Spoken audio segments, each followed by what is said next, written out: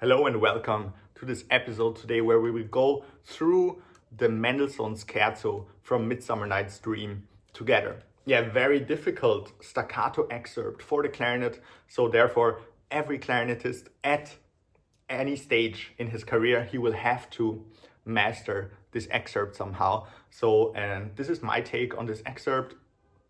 Take it or leave it. We will go through it together and you will find maybe stuff you can implement and maybe other stuff that you will not implement. It's basically up to you, but I will share my view on this excerpt. So basically, first things first, I like to approach this excerpt with double tongue rather than single tongue. And actually I'm doing a combination of single tongue and double tongue. If you would like to learn this technique, I would definitely recommend you to go join Clarinet Masterclass. This is my website where I share all of my knowledge about clarinet technique, where I teach also this specific technique of combining double tongue and single tongue in my advanced double tongue workshop. Okay, so basically I like in this excerpt to approach everything with double tongue. By the way, I have a little gift for you for hanging out together in this video and for you wanting to become a better clarinetist by watching this video. It's my free mini masterclass on the 4 types of clarinet articulation. If we're already in an articulation video, why not add the knowledge of the 4 types of articulation on the clarinet, which will be super important for you. Yeah, it's something every clarinetist must know at some point in their career. So go download it right now. It's the first link down in the description below. Let's continue now with the video. If you would sing the melody, okay, it would be something like this.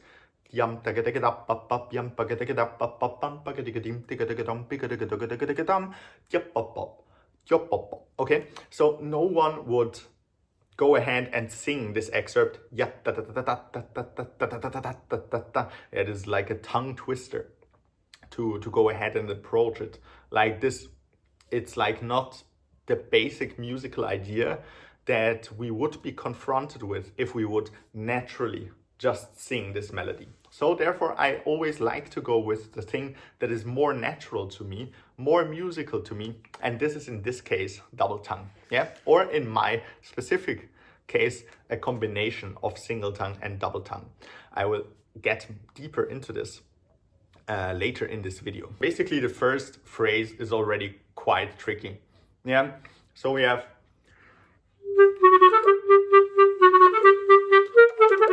okay, so here for me it's important to phrase the 16th notes to the next bar. So don't think too much metronomically, yeah. It's not about the bars, okay? The patterns are different. The patterns are like this. The first note detached, okay? And then the first pattern is actually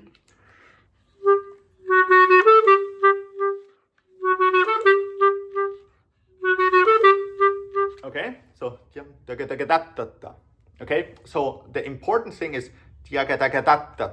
that this thing is phrased towards the second bar. We can't go away with the air. We can, if we do and go away with the air, already the staccato will not flow easily through this passage. So basically we need to yeah,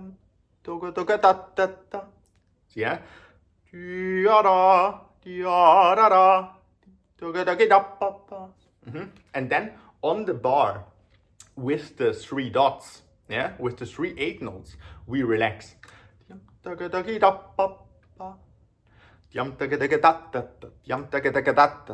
Yeah, so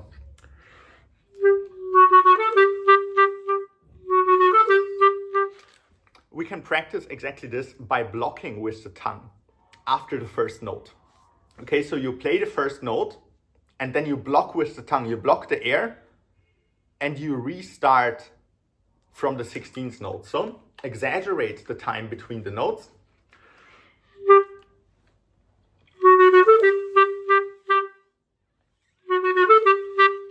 Yeah, in order to really make sure that you don't connect the pattern to the first note, because it's something different, yeah. Very good.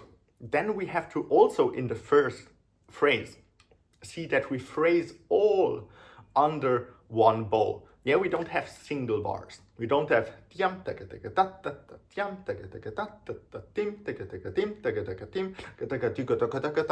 okay, this would be very amateur-like if we would play it like this, yeah? Yeah. So this is what we usually do as children to emphasize each beginning of the bar. And then when we get into the more mature musicianship, we get away from this. Yeah, we go into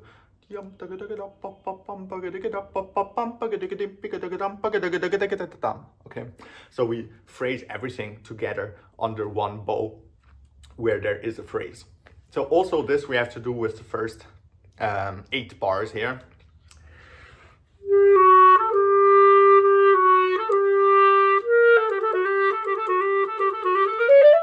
Yeah, one thing, one line. Okay. The staccati in the 16th notes, me personally, I will do them double tongue. So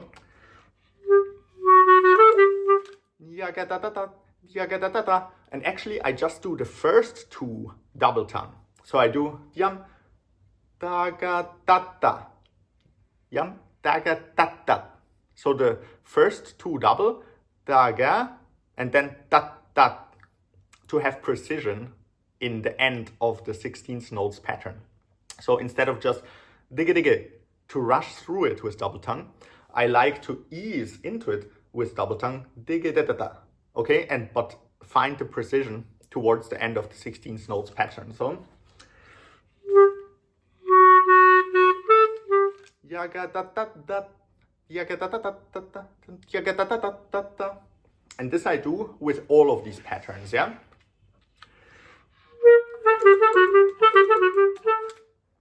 Except here. Except here I do the opposite. So I want precision at the beginning where we have the accent, okay? So where we don't have the accent, I yum da ga da da dum. And then we have an accent. We have 2 accents on the B. Okay, here I do single tongue in the beginning and then ease out of the phrase. So I do yum da da di ga da da da di ga da ga da ga da da dum. Yeah.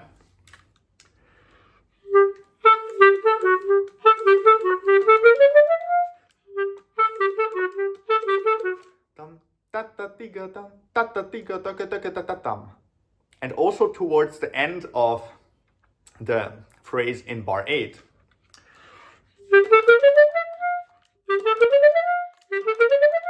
I add like 1 or 2 G's, and I go back to single tongue for the last note. Okay? So I'm adding a G, but then a lot of single tongue at the beginnings and at the endings, because the beginnings and the endings is what makes passages clear. If the beginnings and the endings are clear, you can release and let go in the middle of the passage, but it will not be very fuzzy. Yeah, it will not sound fuzzy because the beginning and the ending of the passage was clear. Now when we continue, yeah, after the first 8 bars,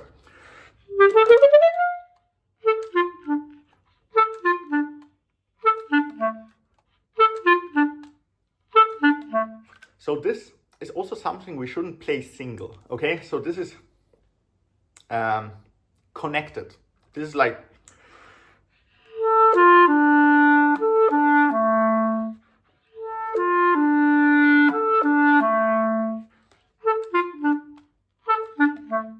okay, so we don't give extra air, but we practice it legato first. So on one air stream, and all the tongue does is blocking the air in between, but the air doesn't change.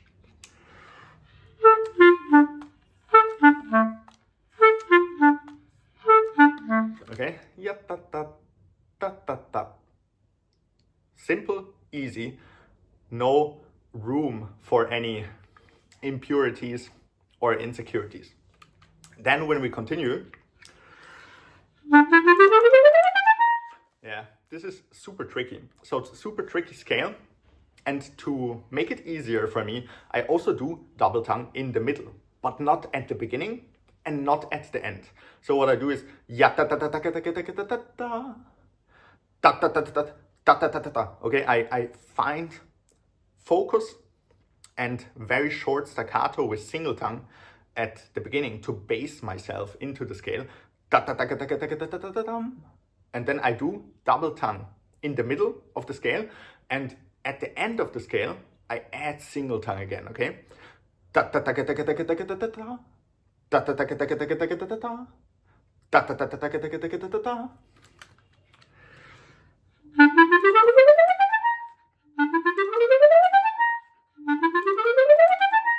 Yeah, something like this. And also try to find a release towards the end of the scale. So bass more the beginning of the scale, and then fade out to the end and make the articulation more relaxed. Yeah.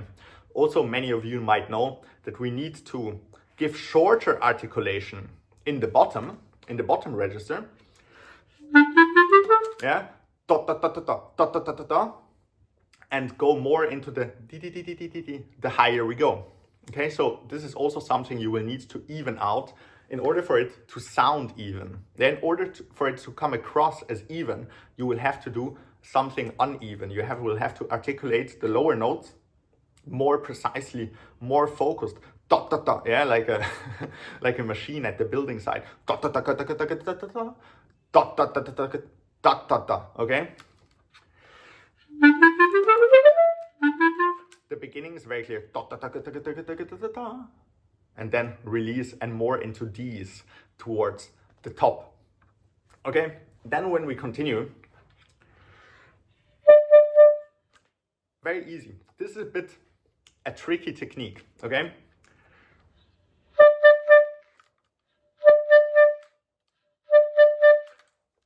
Because we have to be ready before. We have to have the air inside of our lungs. We have to have the tongue on the reed. Then set the air pressure, bring the air to the reed, and then just release with the tongue. Okay, we can't find the beginning like this because it will not be 10 out of 10 times correct. So we need to breathe in before.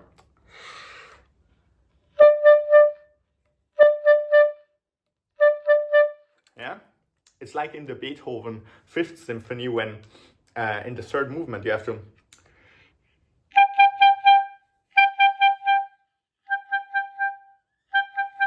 Yeah, before the oboe does the same thing. So it's a bit of the same technique, yeah.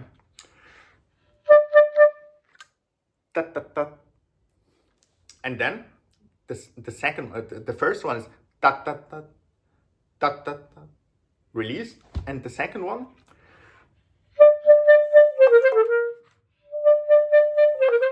yeah. So the second one phrases away, yeah. So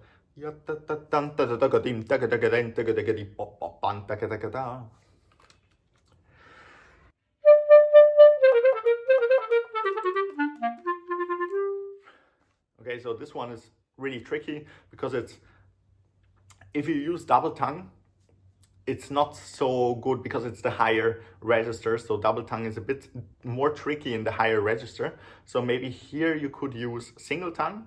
I also use double here, so yeah, also a bit of combination of the double tongue, not everything okay. So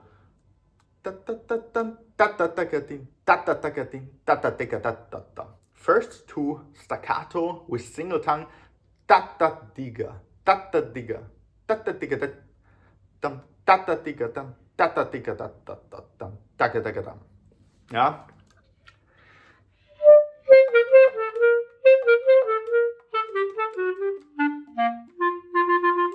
And dun, and here you can add normal double tongue, so it's dun,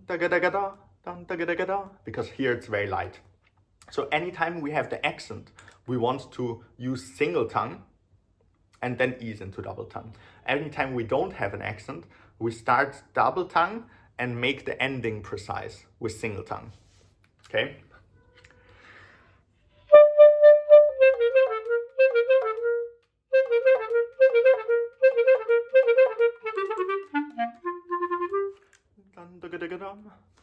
Okay, and then we have a very interesting structure. We have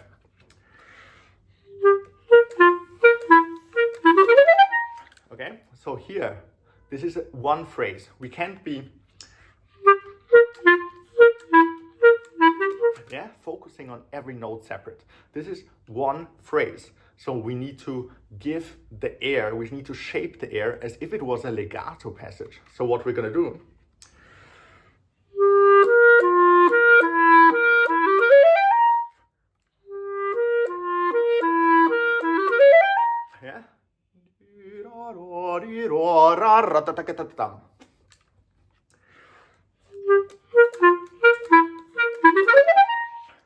so this is very important because we just block the air with the tongue. We don't do anything with the air. The air does the legato. What the air does is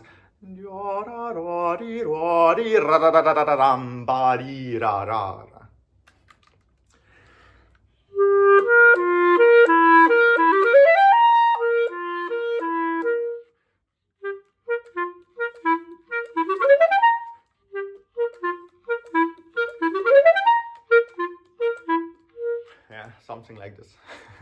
Now, of course, not perfect everything, but yeah. So this is the thing about this part. Also, in a lot of editions, you will have by itself. Okay. So, and if you have this by itself, it still needs to be played in the mood of. It needs to fit into the structure.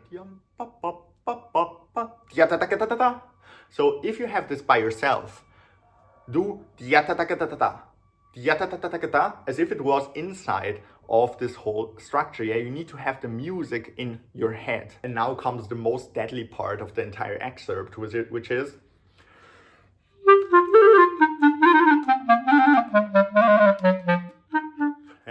so this one we have to practice really, really well and precisely. Don't consider these trills. They are not trills. In your head, they can't be trills. It can't be blah, blah, blah. Yeah, it can't be. You have to have every note in your head figured out. So it's actually quintuplets, because at a higher speed, you will not be able to trill uncontrollably. You will have time for exactly 5 notes. Okay, and this is what you're going to practice in, also in the slow tempo. You're not, if you practice slow, you're not going to go, because you're going to practice the wrong movement. So you're going to practice exactly the amount of notes which fit into the fast tempo. Okay, which is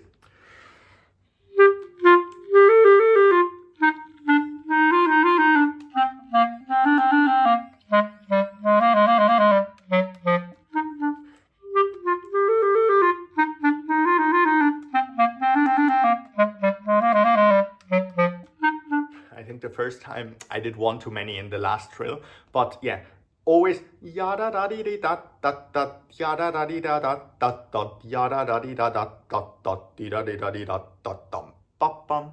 Okay, and the air. What does the air do? The air does the phrase. The air doesn't do beats. Okay, the air doesn't do.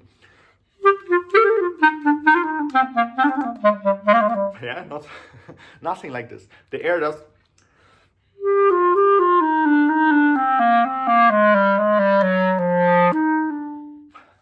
This is what the air does.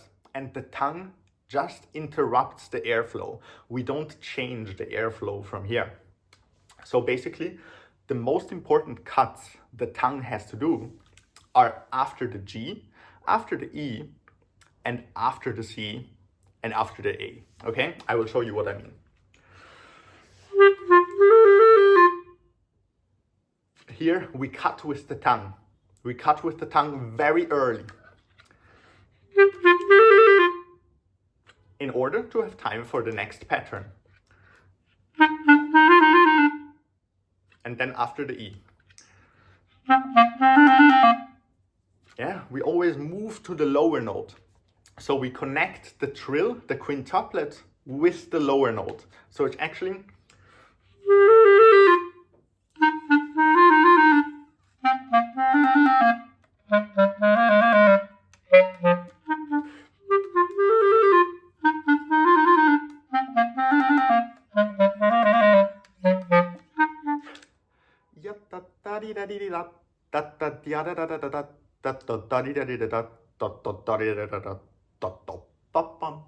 okay, and like this you will find a way how you can play this excerpt each time with complete control. 10 out of 10 times. If we just practice it a million times, it might come in the audition, okay, because you practiced it a million times. But if you really want to know why it came each time in the audition good, you will have to practice with this technique, yeah, that you know exactly, you play 5 notes, then you cut after the G, then you restart on the F, then you do again the quintuplet, you cut after the E, you restart on the D, yeah. So this is very important. Otherwise it's a bit luck or being a child prodigy that it just works, yeah, that the tongue just goes. But for 99% of the rest of us, we need to know why something works and not just to know that it works, yeah. So again,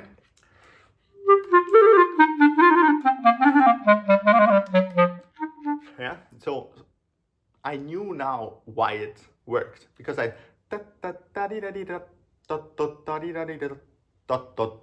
cut after the note and I find new control on the anchor points where I want to find new control, okay?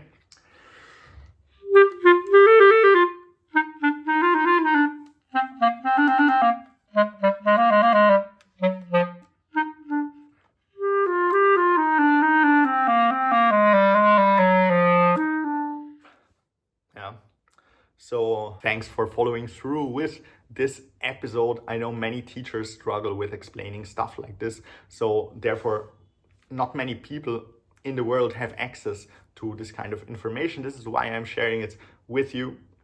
I hope you appreciate this and let me know in the comments if this video helped you with your Mendelssohn Midsummer Night's Dream. I will see you all in the next one. Thanks for watching. Bye.